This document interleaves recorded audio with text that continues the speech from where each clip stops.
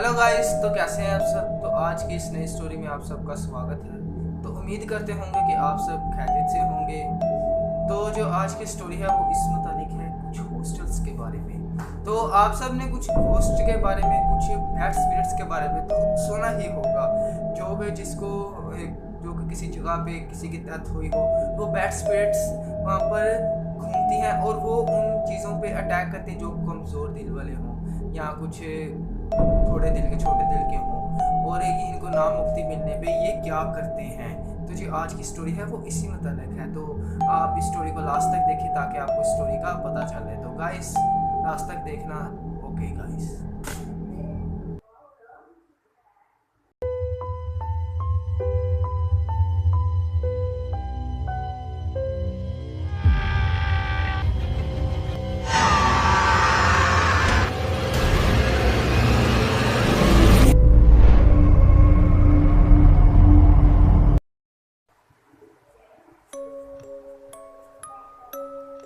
Hello guys, तो मेरा नाम लियान है और मैं कश्मीर के रहने वाला हूँ। और ये वाक़या है 2018 का, जब मैं अपनी स्टडी कंप्लीट कर रहा था। तो मेरे ख़ानदान में मैं, मेरे पापा, मेरी मामा और मेरा चाचा चाची और मेरी बहन हैं। तो अभी कुछ मैं ख़ास नहीं कर रहा था। अभी मैंने अपनी स्टडी कंप्लीट कर रहा था और मैं आगे पुलिस ऑफिसर फौजियों की जॉब में मैंने अपना इंटरव्यू देना था। तो अभी मैं स्टडी कंप्लीट कर रहा था। तो अभी मैंने अपने एग्ज़ाम्स वगैरह दिए थे। तो मैं स्टडी कंप्लीट करके और मैंने सिर्फ अपनी वो फौजियों की ट्रेनिंग के लिए मैंने सब करना था। मेरे फादर मदर बहुत ही अच्छे थे, बहुत ही प्यार करने वाले थे हमसे, और हमारा जो घर था बहुत ही अच्छे तरीके से चल रहा था। बट हमें क्या पता इससे खुशियों को नज़र लग जानी है। और मैं वैसे ही थोड़ा सा कमज़ोर दिल का हूँ। और जो मेरे घर वाले हैं वो बहुत ही एहसास दिल हैं, क्योंकि उनको इन चीज़ों के बारे में सबका पता है। तो खैर, जो मेरे फादर थे, मैंने पढ़ाई वगैरह कंप्लीट की और मैंने अपने फादर को कहा कि मैं अपनी जॉब के लिए इंटरव्यू अब देने लगा हूँ वहाँ पर। तो हमने इंटरव्यू वगैरह दिया। तो जॉब की ट्रेनिंग हमारी स्टार्ट होने वाली थी। तो एक वीक रह गया था ट्रेनिंग का, और मैं किसी हॉस्टल में मैंने अपना बुक करवाया। मैंने वहाँ पर ही रहना था, पास ही मेरा वहाँ पर शेल्टर था जहाँ पर हम लोगों ने वहाँ पर ट्रेनिंग करनी थी। तो खैर, मेरे फादर ने और मेरे घर वालों ने वो हॉस्टल वगैरह कराया, रूम वगैरह। तो हम लोग वहाँ पर मेरा सामान वगैरह शिफ्ट कर रहे थे, जो मेरी चीज़ें की ज़रूरत की। तो हम वहाँ पर शिफ्ट कर रहे थे। तो जैसे ही हम उस कमरे के अंदर दाखिल हुए, तो खैर मेरी मोम और डैड को कुछ बैड स्पिरिट्स का एहसास हुआ। और मेरे डैड ने कहा कि ये कमरा नहीं लेना, हम कोई और कमरा ले लेते हैं। और उन्होंने वार्डन के पास जाके उनकी रिक्वेस्ट की कि आप ये कमरा हमें ना दें, हमें कोई और कमरा दे दें। तो खैर वार्डन ने ज़्यादा कुछ इन बातों को मद्देनज़र नहीं रखा, इग्नोर करते हुए कहा कि अब ये कमरा 10 दिनों के बाद ही बदल सकता है, उसके बिना नहीं बदल सकता। क्योंकि मेरे जो डैड और मोम थे, वो उनको इन बैड स्पिरिट्स के बारे में उनको पता था। वो प्रेयर वगैरह करने वाले थे, दुआ वगैरह करने वाले थे। तो उनको इन चीज़ों का एहसास हो जाता है ज़्यादा। तो जैसे ही वो कमरे में गए तो उनको इन चीज़ों का एहसास होगा कि इस कमरे में कुछ ना कुछ है। तो खैर, उसे जब हम पहुँचे तो वहाँ की लाइट ज़रा डिम ऑफ हो रही थी। तो खैर, उन्होंने लाइट का जो बल्ब था वो उन्होंने चेंज किया, तो वो सही हो गया। तो खैर, उसके बाद जैसे ही मेरे मोम डैड वगैरह गए तो हम डेली रूटीन में वहाँ आ गया।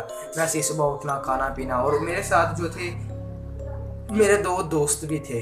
वो उधर के हॉस्टल के कोई 2 दोस्त थे, वो मेरे दोस्त बन चुके थे। हॉस्टल के 2 लड़के थे और मैं था। खैर, हमारे रूम में हम 3 हमारे बेडरूम थे, जिसमें एक पे मैं था और 2 पे वो दोनों थे। और रात के कुछ 12 बजे के करीब थे और मैं अपनी नींद में सो रहा था। तो खैर, मैं सो रहा था और मुझे कुछ मेरे दोस्तों की लड़ने की आवाज़ आई। वो आपस में लड़ रहे थे। तो वो लड़ते इतने इंतहाई तक लड़ गए कि एक ने किसी को मार ही दिया। और वो खून मेरे ऊपर, मेरे सारे बिस्तर के ऊपर ऐसे पूरा कमरा खून से भर गया। और मैं सोया हुआ था, पर मुझे फिर भी एहसास हो रहा था कि यहाँ पर कुछ हो रहा है। तो खैर, वहाँ पर सब खून सा हो गया और मैं एकदम से उठा और मैंने देखा वहाँ तो सब ठीक था। बट जब मैंने सोचा, मैंने कहा शायद ये मेरे ख्वाब का कोई हिस्सा होगा। बट उसके बाद मैं बहुत डर चुका था और जो मेरे फादर आए, एक दिन मेरे फादर आए और वो मुझे वापस घर लेके जाने के लिए आए 2 दिनों तक। मेरे फादर आए, जैसे ही मैं घर की तरफ जा रहा था और रास्ते में तकरीबन थोड़ा सा रास्ता गुजरा और रास्ते में कुछ हवा वगैरह चलने लगी, तो मतलब कि मौसम वगैरह ख़राब हो गया और जैसे ही घर के पास पहुंचना शुरू किया मेरी आंखों से आंसू आना शुरू हो गए।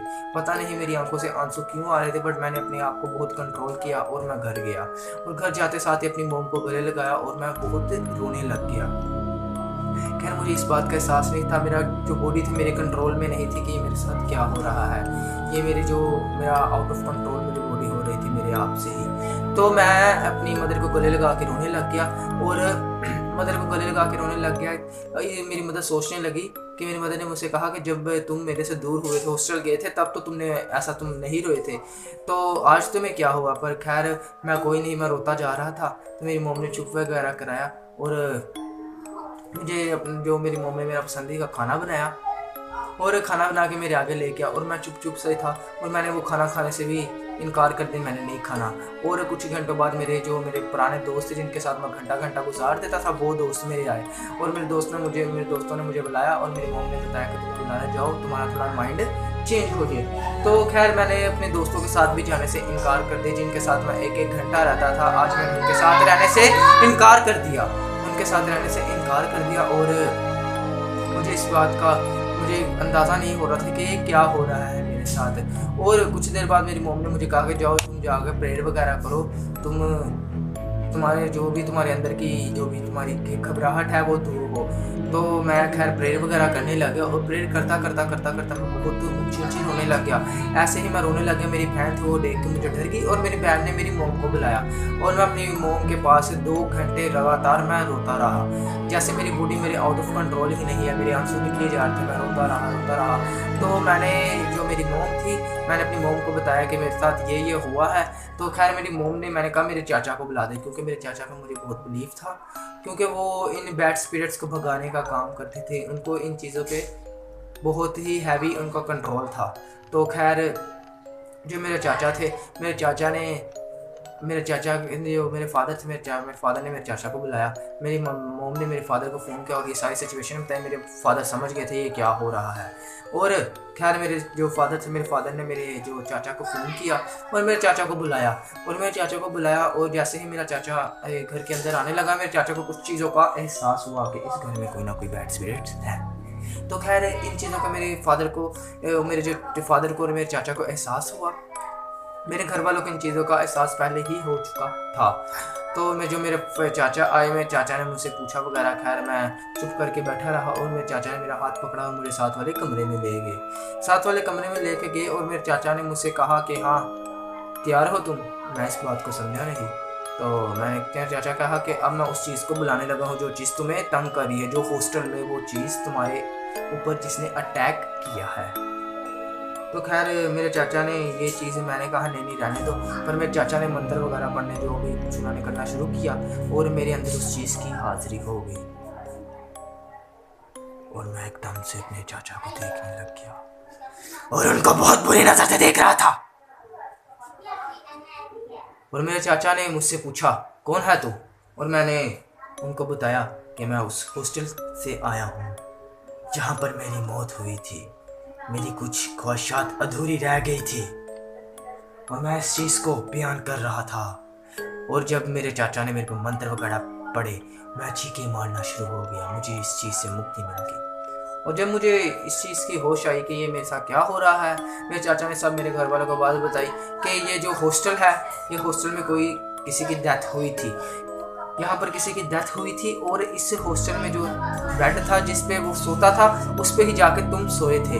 तो खैर मेरे घर वालों को पहले ही एहसास हो गया था, इसलिए उन्होंने वो साथ वाले रूम का उन्होंने कहा था, पर वो साथ वाले रूम का भी लड़का कहा था मैंने इस रूम में नहीं आना। जब मैं इस हॉस्टल में गया था वहाँ पर बहुत से कैंडिडेट, बहुत से बच्चे अब वगैरह आए थे और इस हॉस्टल से अपना नाम कटवा के भागे जा रहे थे। खैर हमने इस चीज़ को इग्नोर किया था, कोई 85 को बच्चे यहाँ से चले गए थे। तो खैर मैंने इस चीज़ को इग्नोर किया था और मैं वहाँ पर चला गया था। बाद में मेरी हालत इतनी बुरी हो चुकी थी। तो खैर मेरे चाचा ने बताया उस हॉस्टल के बारे में, जो मेरी छोटी बहन थी उसने गूगल पे रिसर्च वगैरह किया कि इस हॉस्टल के बारे में। तो उस हॉस्टल के बारे में एक न्यूज़ वहाँ पर निकली कि इस हॉस्टल में किसी की डेथ हुई थी। ये एक रियलिस्टिक है, मुझे लगा ये शायद कुछ अफवाह वगैरह होगी, पर वो उसकी न्यूज़ फ़ोन पे हर जगह उसकी न्यूज़ फैली थी कि वहाँ पर किसी की मौत हुई थी और बहुत बेरहमी से मौत हुई थी। और कहते हैं कि आज तक भी वो उस हॉस्टल में ये चीज़ें भटकती नज़र आती है। तो खैर अगर आपको ये स्टोरी अच्छी लगी हो तो इस स्टोरी को लाइक करना, सब्सक्राइब करना, आने वाली हर एक वीडियो के लिए बेल आइकन को दबा दें ताकि आपको आने वाली हर एक वीडियो आपको पहले से ही पहुंचे। Okay guys.